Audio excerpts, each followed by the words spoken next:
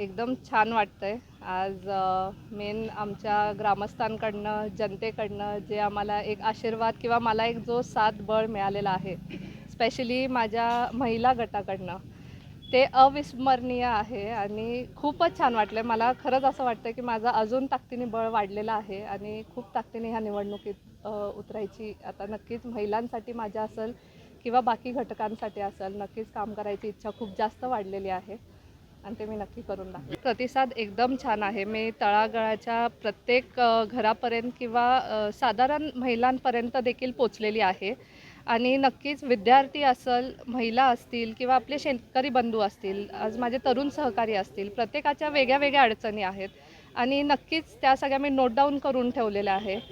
देवकृपेने ह्यातनं व्यवस्थित आम्ही पार पडलो तर नक्कीच पहिलं माझं प्राधान्य राहील हे विद्यार्थी घटकापासनं त्यांचे शाळा सुधारणा असेल, महिलांचा रोजगार असेल, शेतकऱ्यांना आज जे त्यांच्या हक्काचे रोजगार हमीत न मिळणारे अवजार असतील, AI थ्रू त्यांना इन्फॉर्मेशन देणं असेल किंवा ज्येष्ठ नागरिकांचं पेन्शन असेल, हँडिकॅप माणसांचे जे काय अवजार असतील या प्रत्येक गोष्टीचं आज मी काम करणार आहे आणि तसं आमची पार्टी देखील आम्हाला साथ देणार आहे.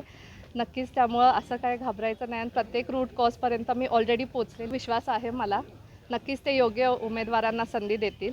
ह्याच्यावर जास्त काय आत्ता बोलू शकत नाही. नक्कीच आमचे ज्येष्ठ नेते जे आहेत चंद्रकांत दादा पाटील असतील, आज आमचे खासदार धनंजय साहेब महाडिक असतील, आमदार अमल साहेब महाडिक असतील, आज आमचे जिल्हाध्यक्ष नाताजी दादा पाटील असतील किंवा शौमिका वहिनी असतील. हे खूप मोठी चांगली टीम आहे आणि नक्कीच एक प्रत्येक कार्यकर्त्यांचे जे काय चांगल्या गोष्टी आहेत किंवा एक काम करायची सोय बघून ते नक्कीच निवड करतील अशी मला विश्वास आहे.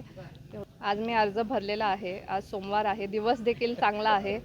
आज सकाळपासून खूप छान माझा दिवस गेलेला आहे. आज जो मला साथ ह्या पूर्ण रॅलीत मिळालेला आहे. मी जसं आधी पण म्हणले की माझ्या महिला बंधू असतील, आज माझ्या घरचे असतील किंवा तरुण सहकारी असतील, आज खूप मोठ्या प्रमाणात आनंदात आहे सगळे आणि नक्कीच हे सगळं बघून माझे काम करायचं जोश खूप जास्त वाढलेला आहे आणि जे माझं शैक्षणिक अनुभव असेल किंवा माझं व्यावसायिक अनुभव असेल, जे मी माझ्या वडिलांच्या इथं माझा व्यवसाय सांभाळलेला आहे आणि 9 वर्ष झालं कौलुकर कुटुंबियात जे एक राजकीय वारसा चालत आला आहे ते जवळनं पाहणं असेल, ह्या तिन्ही गोष्टींचा वापर करून कसबा ताराळ मतदारसंघाला कसं विकसित करायचं ह्याचं नक्की मी काम करणार आहे आणि नक्कीच कसबा ताराळ मतदारसंघातल्या ग्रामस्थांना खूप प्राऊड फिलिंग होणार आहे की त्यांनी एक योग्य उमेदवाराला निवडून दिलं. एवढंच मी बोलू इच्छिते.